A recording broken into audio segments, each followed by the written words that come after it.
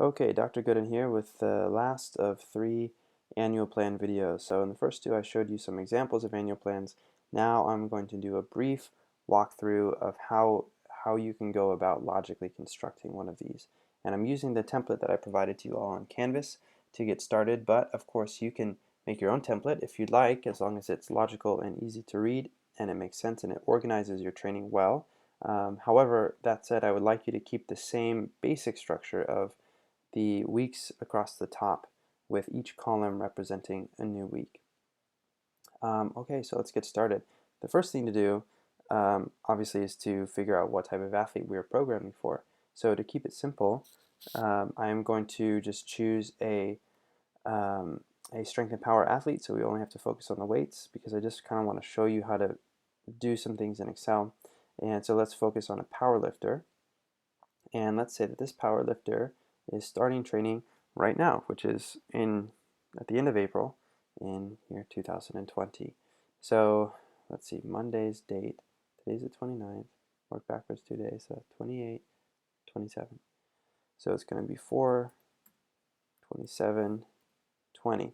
And the great thing about it is if I punch that in, then these all populate. And that's just because I have them all set to equal this date plus 7 days. And this one equals this date plus 7 days. So it just auto-populates the date, which is nice. And let's just say that this person's first competition is going to be 13 weeks away. So I'll just call this first comp. And because that doesn't look very good, what I will do is go up to my text thing right here and rotate it up. That looks better. And I will put it in the middle. So first comp. And if this is your annual plan, then you would want to know the details of this first competition. What date is it specifically? Maybe we can put, maybe it's on Wednesday. No, probably be on Saturday, right? So Saturday, and if Monday is the 20th, so Tuesday's 21, Wednesday's 22, Thursday's 23, Friday's 24, so that's the 25. As you can tell, I'm not very good at dates. I have to say them in my head. There, okay, so there's the first competition that we're training for. Now, what should we do leading up to training? Well, let's say that this athlete just finished up a period of active rest, and now they are ready to start hard training again. So if on this date, it looks like some of my cells are still merged, I'm going to unmerge all of these. Oops. If on this day we want to express maximal strength optimally, we need to work backwards from that and know what we need to accomplish in order to do so. So before this, we probably want some sort of a max strength block. So we're just going to say strength to keep it simple. And I like things to be visually appealing, so I'm going to give some color to that. Strength. Maybe not blue. Let's make it darker blue. So strength, okay? And we could change some of the goals here. Let's see. What I like to use this goals row for is to give me goals for this sort of phase or time of the season of training. So overall goals are to maybe match previous PRs in meet, establish consistent training schedule, and not miss a workout. So you can see we have some very concrete goals, some concrete performance goals, but then also some process goals. So this early in the season, really we're focusing on the process. Let's set ourselves up for a whole year of training. Let's not go crazy for this first meet, which is probably just a tune-up meet, just to have some competition, something to train for before the really big meets later in the year. So working backwards from strength, maybe before that we want to do let's see, is that 4 weeks? Yep, I've selected 4 weeks. I'll merge those, and I'll call this hypertrophy. Okay, and let's make that green. So, strength, where we make muscles strong. But before that, let's make muscles big. And actually, because this is so early in the year, what if we just do 2 back-to-back hypertrophy blocks? I can actually just copy this. That would have been easier. Copy, paste. Boom. So now we're going to train for 4 weeks in a hypertrophy phase. Then 4 more weeks in another hypertrophy phase. And then we will do a strength phase and then a meet. Now this is just a tune-up meet. If this was not a tune-up meet, maybe we would be doing strength, and then we could call that peaking, where here maybe we're doing sets of 3 to 5, and here we're doing sets of 1 to 3, where we are taking that maximal strength and then turning it into a very specific type of strength, namely the type of strength that you can lift for 1 repetition only, using the exact competition form for the squat, bench, and deadlift. All right, so let's undo that though. Okay, so average weekly intensity. So this is what this should do is this should increase as you go throughout the phase. So start somewhat low and somewhat high with a rest week. So what we will do is let's start at, because this is the first week of training, we'll just start at 70%, 75, 80, and then drop it back down to 70 for rest. Okay, so we go up 3 and down 1, and let's start this at 75, 80, 85, and then back down to 70 for a rest. And then here, let's start this at 80, 85, 90, and then back down to 70 for a rest. And so you can see the structure here is we want to build because we want to get that principle of overload, right? We want to increase intensity, but we also want some down weeks where we return to training that we know we can sustain, and it might feel a little easy that week, and it's supposed to, so you can recover. So we're building 3 weeks and recovering 1. And you don't have to do it in that way. You could build 2 weeks and recover, or you can build 5 weeks and then recover. But really remember that a mesocycle is best run for about 3 to 6 weeks. So anything much longer than that, and that's probably too long without a rest. Sessions per week, this might be kind of the same across the board. Maybe we're just going to do 5. I'm just going to drag this across. 5 across the week. And then in a hypertrophy phase, for a powerlifter, we don't want to do too many more reps than 10. And 10 even might be a lot. So let's just do 10s for this first hypertrophy phase, and then let's transition to 8s for the next one. And then for strength, we'll do 5s.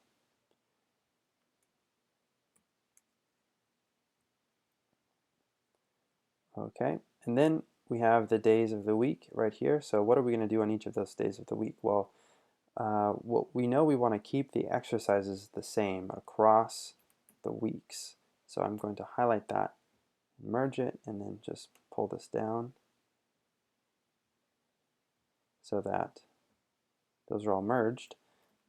Now what are we going to do for training? Well, we need to focus on squatting and benching and deadlifting. There's hundreds of different ways to set this up, but the way that you set it up will be great as long as it's backed by some of the principles that we learn in class and you can explain your rationale for it. So I'll try to explain my rationale as I do this. So let's see. I want to have 2 days per main exercise per week. The main exercises for powerlifting are squat, bench, and deadlift. So I'll abbreviate. So back squat will be Monday and Thursday.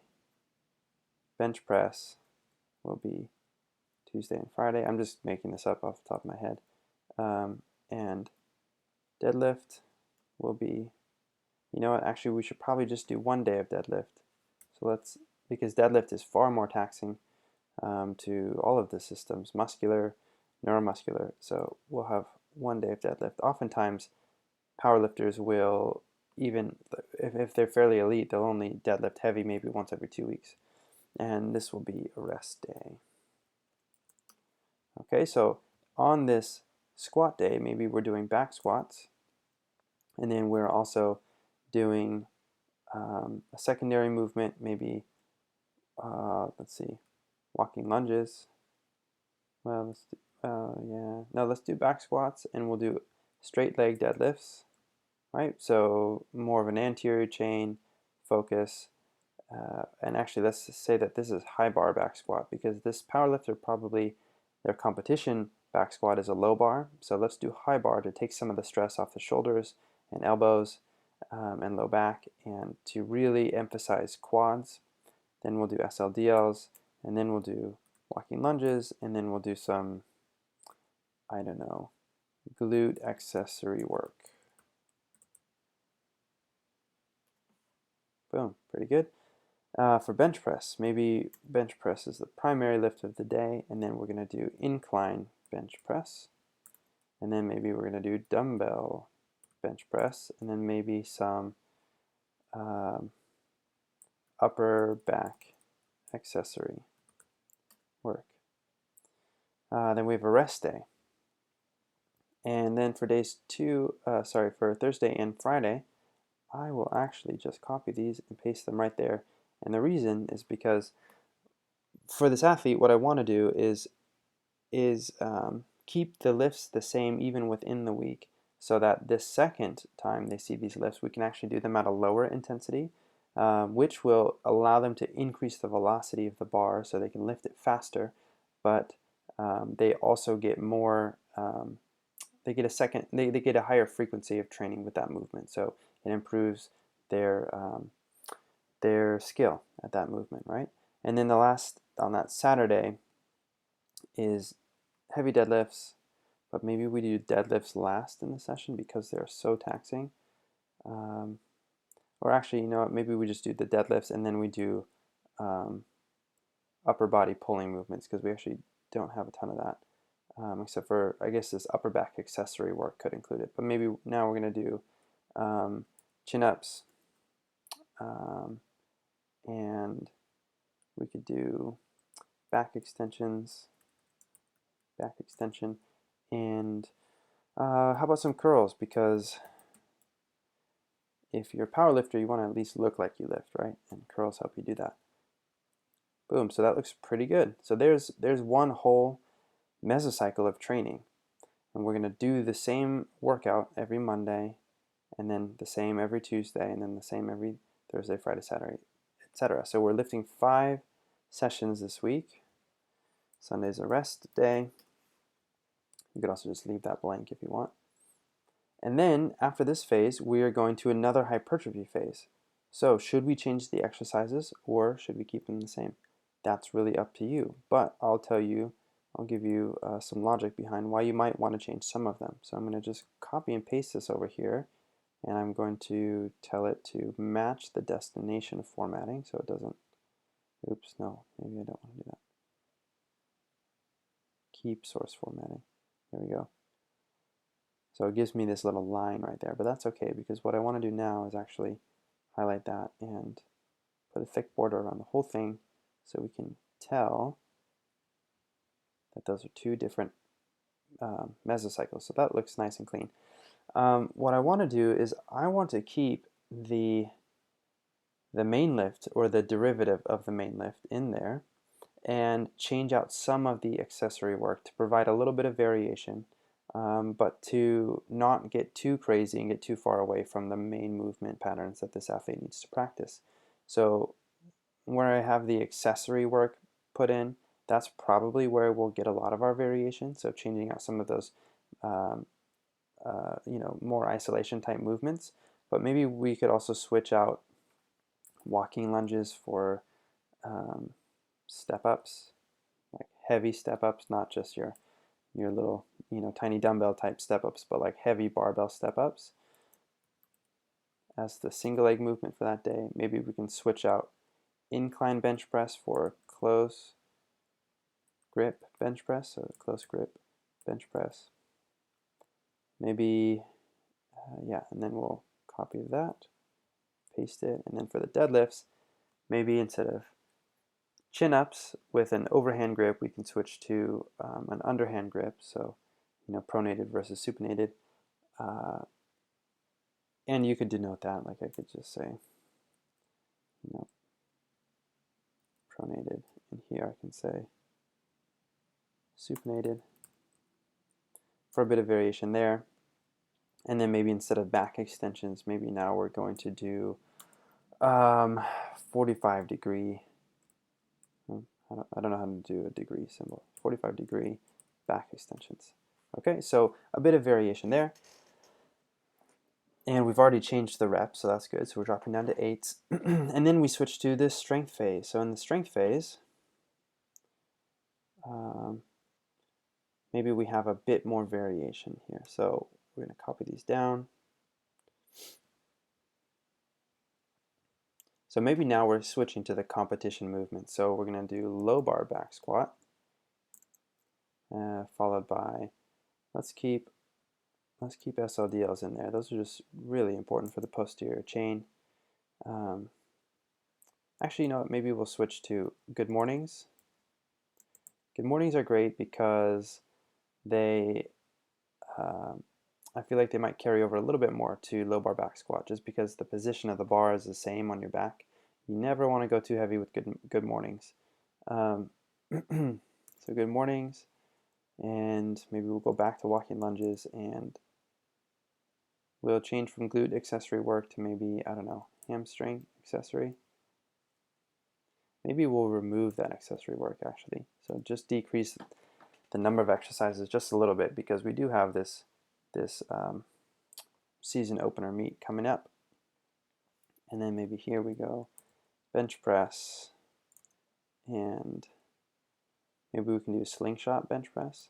Slingshot is it's kind of like a really thick elastic band you put around each humerus, that when you bench press and you come down and the bar is getting close to your chest, the band kind of gets tight around your chest. It's hard to describe without seeing it, and it assists you at the bottom of the bench press. So you can overload your bench press, have more weight than you could usually do, and it helps you lift it off.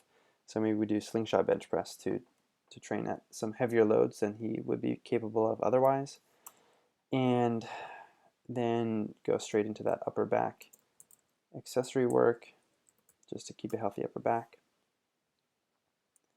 And then actually, you know what, let's keep the glute accessories, and what we'll do is on the second day of the week we'll just remove that accessory work. So what we're doing now by removing it in the second or third and fourth training days of the week where we repeat these lifts, we're removing the accessory stuff to reduce the volume of training on these days. So we still hit the big lifts, but maybe this athlete is recovering a little bit more leading into their deadlift day. And then overall the volume of the week is a little heavier in the front and a little lighter in the back of the week. So we do our deadlifts, and then maybe we're doing, I don't know, a one-arm dumbbell row to get a single arm variation of their upper back strength work. And then maybe they, just for fun, do some arm work. Okay? Rest day and rest day. All right, we'll put some borders around that, make it look nice. All right, so that's pretty much how you want to do it, and you're just going to do that through the whole annual plan. Now, obviously, this was a little more simple because this is a powerlifter, so their strength training is their primary form of training. If it's a team sport athlete, you're going to want to think about, okay, if this is a competition phase and they have meets going on or matches or games, how are we going to modulate training to make sure they're not fatigued for those games, but they're still keeping their strength, keeping their power? How are we going to peak them at the end? Those types of things. But what I really wanted to show you is just how to quickly and easily format some of these mesocycles. What you can do then after this competition, so maybe we'll call this, so they have this on the Saturday. Let's actually, I'm going to change this to a 5-week strength block. So what I'm going to do is just highlight these cells, unmerge, and then remerge. So now it's 5 weeks. And then I'll have to do that with all of these as well. So it's kind of tedious, but it's okay. Unmerge, remerge.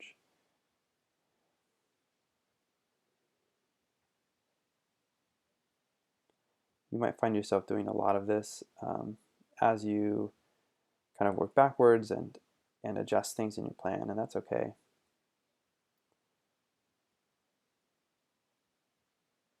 Okay, that looks good, and we'll say 5, and maybe on this week of the competition, maybe we only do 4 sessions that week.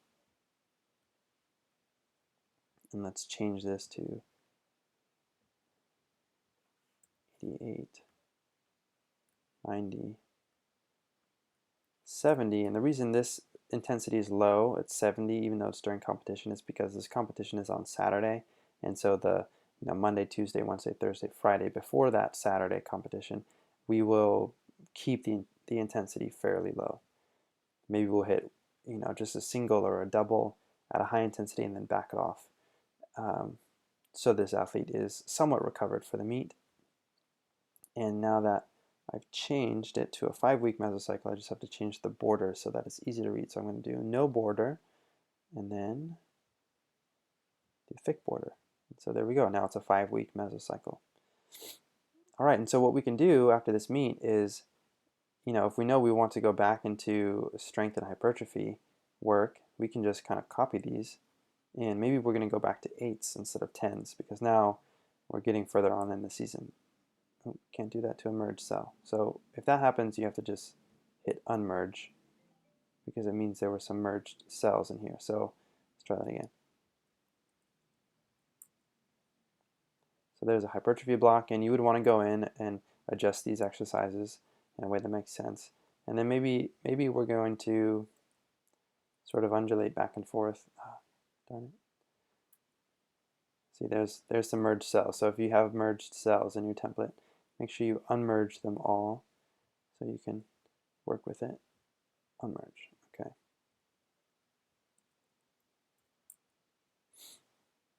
And then I would go in here and adjust some of these things. But then in doing it this way, then you can quickly format it.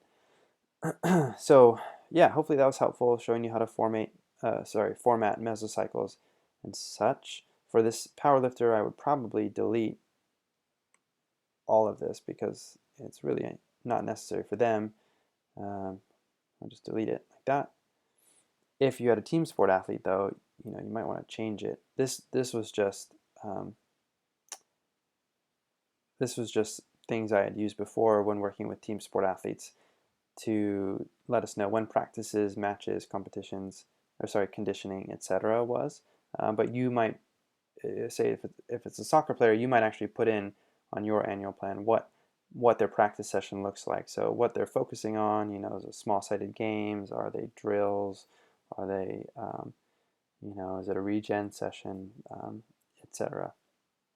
Okay, this video is probably long enough. You're probably bored or not watching anymore, so I'm going to end it. But feel free to reach out to me in an email if you want to go over your annual plan, and I'd be happy to do so.